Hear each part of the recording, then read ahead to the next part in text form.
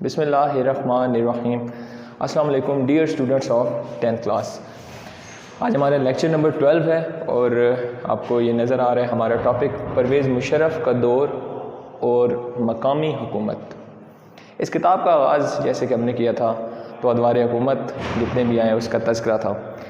सबसे पहले हमने तज़किरा किया ज़ुल्फ़िकार अली भुट्टो के दौर हुकूमत का, उसके बाद हम जनरल ज़िया-उल-हक़ के दौर का तज़किरा हम करते गए। उसके बाद बेनज़ीर भुट्टो के अदवार हुकूमत और नवाज़ शरीफ के अदवार हुकूमत। जैसे कि हमें पता है कि 12 अक्टूबर 1999 को नवाज़ शरीफ की दूसरे दौर हुकूमत का तख्ता जो है वो पलट दिया गया। और ये तख्ता किसने उलट दिया? ये थे परवेज़ मुशर्रफ, जनरल परवेज़ मुशर्रफ। तो आज हमारा टॉपिक परवेज़ मुशर्रफ का दौर और मकामी हुकूमत। मकामी हुकूमत का जब हम तज़किरा करेंगे, जो कि हमारा रियल टॉपिक है, इसका कुछ तारीख़ी पस मंज़र है, तो उसको भी साथ में ज़हन में रखना बड़ा ज़रूरी। सबसे पहले हमारे पास बात आती है और वो ज़ाहिर बात है इस टॉपिक के रिलेटेड है, मकामी हुकूमत।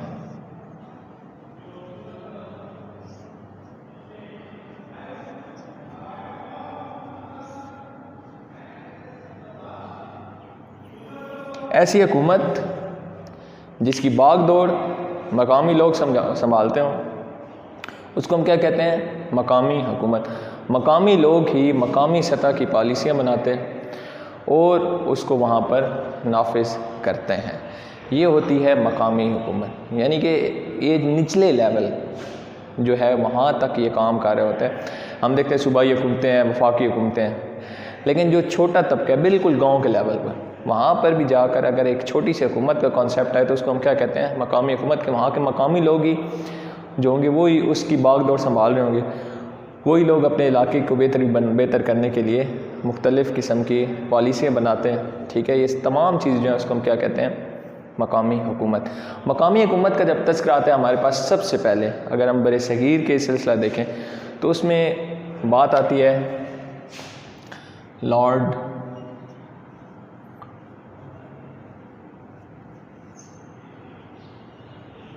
रिपन का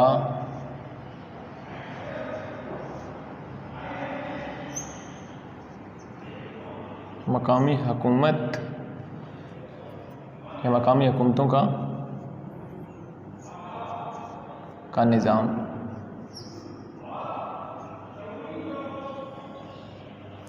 इसके आगे मैं तारीख लिख रहा हूँ 1884।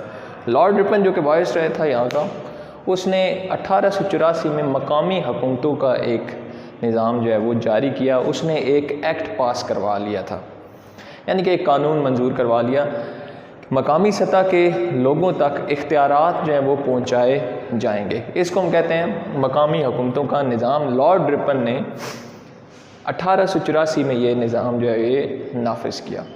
अब हुआ क्या कि ये सिलसिला बज़ाहिर तो बड़ा ही यानी कि पुरकशिश सा नज़र आ रहा था, जिसमें छोटे तबकात जो हैं उनकी नुमाइंदगी भी नज़र आ रही थी, लेकिन ये निज़ाम जो है कामयाब ना हो सका। यहाँ से हम इसकी तारीख़ी पस मंज़र का आगाज़ करते हैं। इसके बाद हम देखें तो हमारे पास आ जाता है सदर अयूब खान का बुनियादी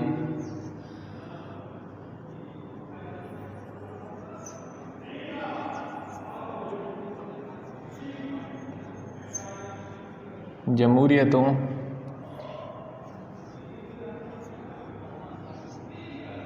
का निज़ाम। तारीख लिख रहा हूँ 27 अक्टूबर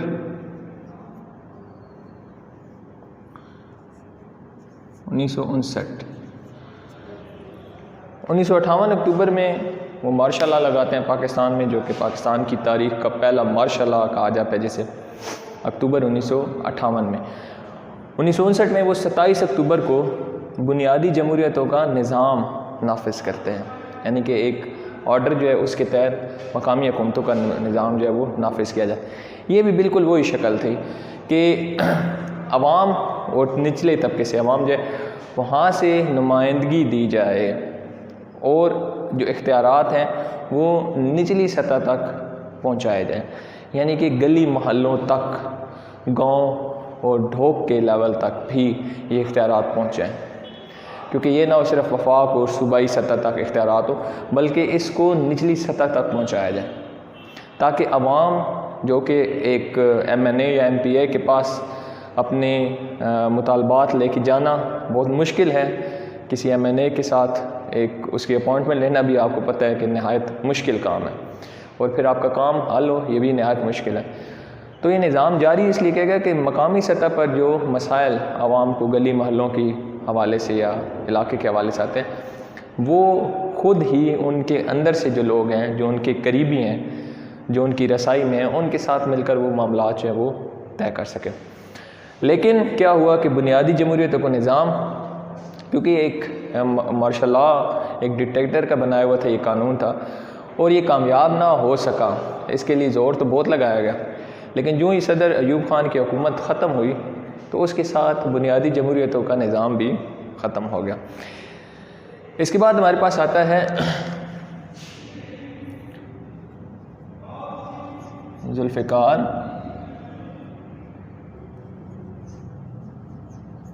अली भुट्टो का दौर और ज़ियाउल हक़ का दौर। मैंने साथ साथ इसलिए लिख दिया कि इनमें कोई खातिर खा ये था कि जुल्फ़िकार अली भुट्टो ने भी कोशिश की कि मकामी हुकूमतों का निज़ाम जो है वो मुनज़्ज़म किया जाए, लेकिन उसमें भी इसको कामयाबी ना हो सकी, अवाम तक उसके समरात ना पहुँच सके, यानी कि जो उम्मीदें वाबस्ता थी कि अवाम के जो मसाइल हैं वो हल हो जाएंगे, लेकिन वो ऐसा ना हो सका। ज़ियाउल हक़ के दौर में भी भरपूर कोशिश की गई कि अवाम तक इस चीज़ की रसाई की जाए और इस पर भरपूर मेहनत भी की गई। ज़ोर लगाया गया कि निचले तबके तक इख्तियारात जो है वो मुंतकिल किए जा सकें, लेकिन क्या हुआ कि ये मामला ना हो सका और यही मकामी हुकूमतों का निज़ाम जो ये ज़ियाउल हक़ के दौर में भी ना चल सका। इसके बाद हमारे पास आता है मुशर्रफ का दौर और लोकल गवर्नमेंट प्लान जिसको हम कहते हैं। ठीक है, तो अब हम बढ़ेंगे इसके बाद परवेज़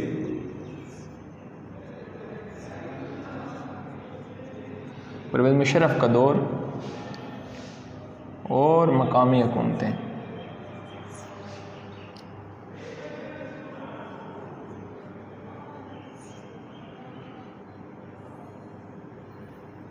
इसमें तसव्वुर दिया गया जो तीन चीज़ें मैं यहाँ पर लिख रहा हूँ।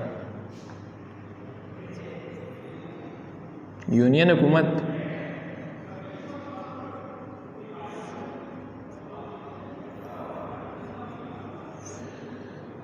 तहसील हुकूमत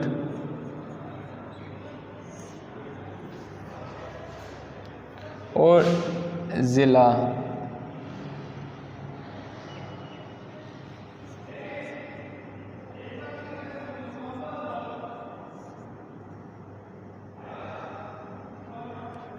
ये हमारे पास तीन मकामी हुकूमतों का जो निज़ाम है उसमें यूनियन हुकूमत, तहसील हुकूमत और ज़िला हुकूमत शामिल थे। तो इसको अलग अलग जो है वो डिस्कस कर लेते हैं। अब सबसे पहले हमारे पास जो बात आती है वो है, यहाँ पे लिखने लगा,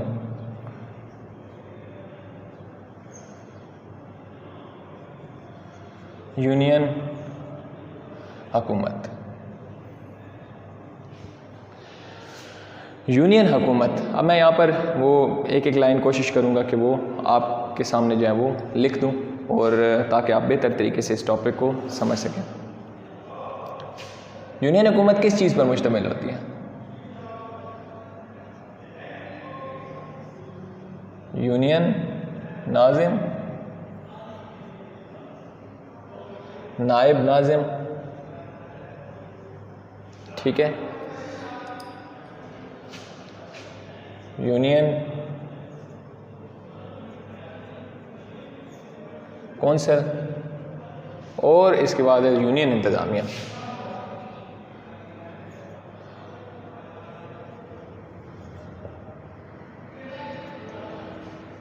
ठीक है। अब इसमें फ़र्क यही रहेगा, अगर हम इसके बाद तहसील हुकूमत की तरफ जाएंगे तो यहाँ पर आ जाएगा तहसील नाज़िम, तहसील नायब नाज़िम और तहसील कौंसल और तहसील इंतज़ामिया। और ज़िला की तरफ बढ़ेंगे तो बिल्कुल ऐसी हो जाएगा, तहसील ज़िला नाज़िम, ज़िला नायब नाज़िम, ज़िला कौंसल और ज़िलाई इंतज़ामिया। तो ये चीज़ें यहाँ तक ऐसे हो जाएंगी। अब ये यूनियन कौंसल, अब क्या था कि इसमें इंतखाबात होते थे यूनियन कौंसल के लेवल पर, आवाम जो है वो लोग जो हैं वो उनको चुनाव करते थे, यानी कि आम रूटीन में जो लोग हैं वो अपने अपने गली मोहल्लों के हवाले से अपनी यूनियन कौंसल में वोट कास्ट करते थे और जो है वो उम्मीदवार उसमें से कोई कामयाब होता था। अब क्या होता था कि उसमें यूनियन नाज़िम एक बन जाता, नायब नाज़िम, एक यूनियन कौंसल बन जाती और यूनियन इंतज़ामिया। अब यूनियन कौंसल या इसमें जो हम कहते हैं कि नुमाइंदगी क्या थी, तो नुमाइंदगी ये थी कि इसमें नाज़िम, नायब नाज़िम, ठीक है, इसके बाद 4 मर्द जनरल कौंसलर, 4 ख़वातीन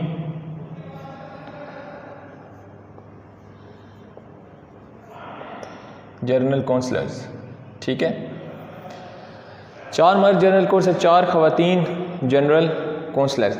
इसके बाद 2 किसान या मज़दूर मर्द कौंसलर और 2 किसान मज़दूर ख़वातीन, ठीक है। और इसके बाद एक नशिस्त थी वो अक़लियतों के लिए थी, ठीक है। अब इसमें देखें नाज़िम, यूनियन नाज़िम, यूनियन नायब नाज़िम, वो जो हम इसकी यूनियन कौंसल की बात कर रहे हैं, यूनियन कौंसल में कौन कौन सी, नायब नाज़िम था, नायब नाज़िम, 4 मर्द जनरल कौंसलर, 4 ख़वातीन जनरल कौंसलर्स, 2 किसान मज़दूर मर्द, 2 किसान मज़दूर ख़वातीन और एक नशिस्त जो है वो अक़लियतों के लिए थी, यानी कि जो गैर मज़हब थे।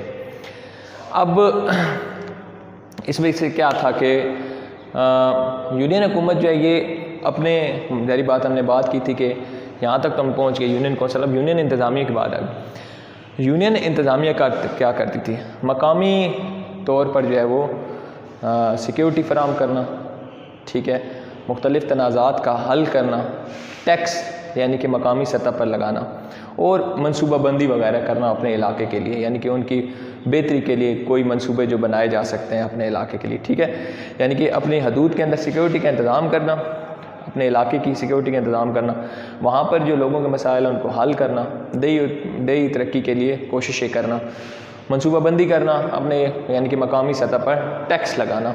ये थी यूनियन हुकूमत, ठीक है। और ये थी यूनियन इंतज़ामिया जो कि उसके इख्तियारात थे, मकामी यानी कि सतह पर सिक्योरिटी देना और मुख्तलिफ़ तनाज़ात का हल वगैरह वगैरह। इसके बाद हमारे पास आ जाता है तहसील हुकूमत।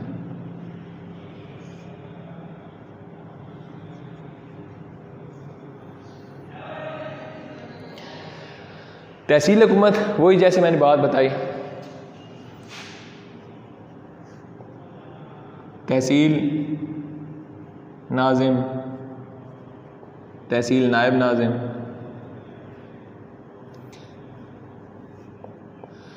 तहसील कौंसल और तहसील इंतज़ामिया। अब यहाँ तक तो बात आ गई तहसील नाज़िम, तहसील नायब नाज़िम। इसमें जो तहसील नाज़िम है इसकी तासीर, उसकी जो क्वालिफ़िकेशन है, उसकी तालीमी काबिलियत कम अज़ कम मैट्रिक होना ज़रूरी करार दी गई, कम अज़ कम मैट्रिक होना। इसके बाद जो हमारे पास आता है कि तहसील कौंसल, और दूसरी बात यह कि यूनियन कौंसल के यहाँ पर 2 बातें जो आगे हमारे पास तहसील हुकूमत और ज़िला हुकूमत आएंगी। यहाँ पर तो हमने देख लिया यूनियन हुकूमत में से जो लोग वैसे ही सिलेक्ट हुए, नाज़िम, नायब नाज़िम वगैरह वगैरह तमाम चीज़ें। तहसील हुकूमत में जो हमारे पास तहसील कौंसल, उसमें क्या होगा, उसमें तमाम यानी कि ज़ाहिर बात है तहसील कौंसल में भी तो तहसील नाजिम, नायब नाजिम वगैरह उसका सिलेक्शन होना है। तो वो कैसे होगी? ऐसे होगी कि यूनियन हुकूमत में जो नायब नाजिम इलेक्ट किए गए, चुने गए, कौन? नायब नाजिम। यूनियन हुकूमत के नायब नाजिम तहसील हुकूमत में शामिल होंगे। यूनियन नायब नाजिम ये तहसील कौंसल में शामिल होंगे। और उसके अलावा क्या था? उसके अलावा था कि इस तहसील कौंसल में 33% ख़वातीन, ठीक है, 5 किसान मजदूर, और इसके अलावा साथ में 5% नुमाइंदगी अक़लियतों को दी गई। ठीक है, तहसील कौंसल में यूनियन नायब नाजिम जो है वो शामिल थे। 33% ख़वातीन का हिस्सा था, 5% किसान मजदूर और 5% अक़लियतों का हिस्सा दिया गया।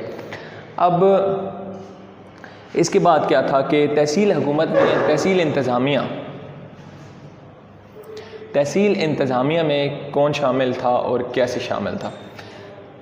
तहसील इंतज़ामिया जो है ये तहसील जो म्यूनसिपल ऑफिसर है उसके तहत ही वो चलाई जाती थी, जिसको हम कहते हैं TMO। TMO जो था वो तहसील म्यूनसिपल ऑफिसर, उसने अपने यानी कि मज़ीद मामलात को देखभाल के लिए उसके अंडर आ जाते थे TOs। इसके तहत ये तहसील हुकूमत जो है तहसील इंतज़ामिया काम करती थी। TMO और TMO के नीचे TOs जो हैं ये सारा काम संभालते थे। अब इनका काम क्या होता था? तहसील के हवाले से जो यानी कि जो मामलात हैं उनको देखभाल करना, इसके अलावा ज़मीनों का रिकॉर्ड रखना, मनसूबाबंदी करना, बजट की मंजूरी वगैरह वगैरह, ये तमाम जो है ये इनके इंतज़ामी अमूर में शामिल थे। ठीक है, इसके बाद हम आगे बढ़ते हैं और हमारे पास आ जाता है, मैं यहाँ पर कोशिश करता हूँ कि चलिए यहीं लिख देते हैं।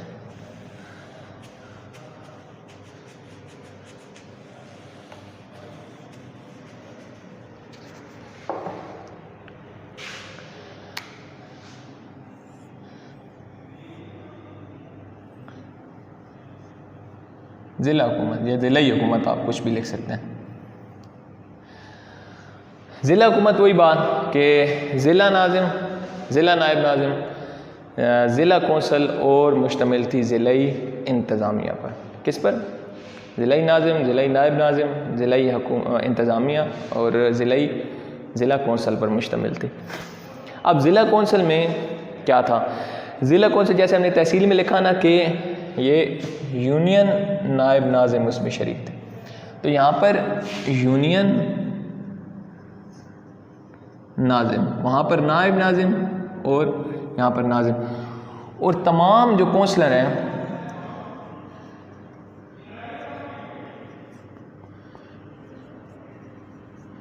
तमाम यूनियन कौंसलर्स मिलकर किस चीज़ का इंतखाब करते थे?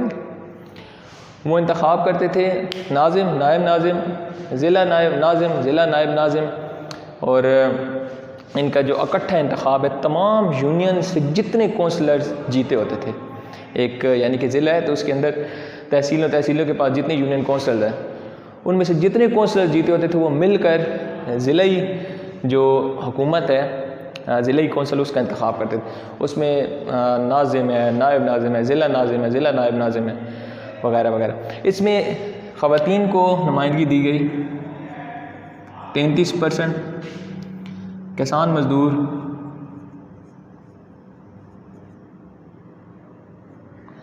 6 और अक़लियत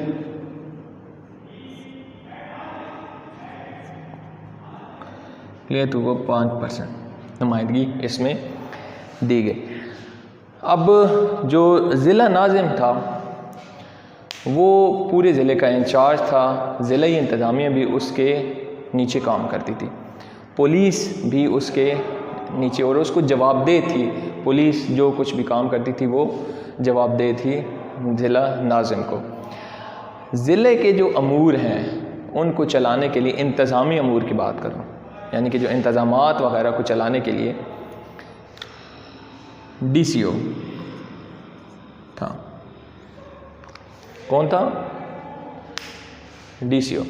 अब DCO क्योंकि तमाम मामलात को तो नहीं देख सकता, तो हर महकमे जो अलग अलग हैं, जैसे सेहत का है, तालीम का है, खेल का है, और मनसूबाबंदी वगैरह वगैरह, कुछ भी तालीम, उसकी देखभाल के लिए, उसको बेहतर तरीके से करने के लिए DCOs के नीचे थे EDO। कौन थे? EDO, जो मुख्तलिफ जो शोबे थे उनका ध्यान रखते थे। अब यहाँ तक हमने देख लिया ज़िला हुकूमत में ज़िला यानी कि यूनियन जो नाज़िम होते हैं वो उसका हिस्सा थे, और तमाम कौंसलर जो इलेक्ट हो, सारी जो यूनियन ज़िला कौंसिल है उसका इंतखाब किया जाता था। तमाम जितने भी यूनियन कौंसलर्स थे वो नाज़िम, नायब नाज़िम, ज़िला नायब नाज़िम, ज़िला नाज़िम वगैरह का इंतखाब इकट्ठा करते थे। ज़िला नाज़िम जो था वो सारा इख्तियारात उसके पास थे, पुलिस भी उसके मातहत थी और उसको जवाबदेह थी। इंतज़ामी अमूर चलाने के लिए DCO था, और DCO ने एग्जेक्टिव जो थे ना वो साथ में डिस्ट्रिक्ट ऑफिसर्स रखे हुए थे जिनको EDOs कहते हैं। अब इनकी ज़िम्मेदारी में क्या था? इनकी ज़िम्मेदारी में था कि ये क्या करते थे कि कवायद व ज़वाबित बनाते थे अपने ज़िले के लिए, बजट बना के वो ज़िला कौंसिल में पेश करते थे उसकी मंजूरी के लिए, और उसके बाद क्या था कि वो वफाकी और सूबाई जितने भी आते थे ऑर्डर्स उनको ज़िला में इम्प्लीमेंट करवाते थे। तो ये था हमारा आज का टॉपिक। जैसे कि आपने पहले तारीख़ी तनाज़ुर में आप देखेंगे, लॉर्ड रिपन हो गया, सदर अयूब खान की हुकूमत, ये तमाम दौरियाँ, इसमें ये निचली हुकूमत जो थी ना ये कामयाब नहीं हुई। मुशर्रफ ने आके फिर ये लोकल गवर्नमेंट प्लान दिया जिसमें यूनियन हुकूमत, तहसील हुकूमत और ज़िला हुकूमत थी। इस टॉपिक को जैसे मैंने लिखा है इसको इसी तरीके से ज़रा समझने की कोशिश कीजिएगा। ये टॉपिक नहायत आसान आपके लिए हो जाएगा, क्योंकि मैंने काफ़ी इसको अच्छी तरीके से खोल के आपके सामने बयान कर दिया है, क्योंकि बुक पर कहीं भी कोई हेडिंग्स वगैरह ऐसी ख़ास नहीं बनी हुई। तो इस टॉपिक को अच्छी तरीके से यहाँ से समझ लीजिएगा। अगले टॉपिक तक के लिए अल्लाह हाफ़िज़।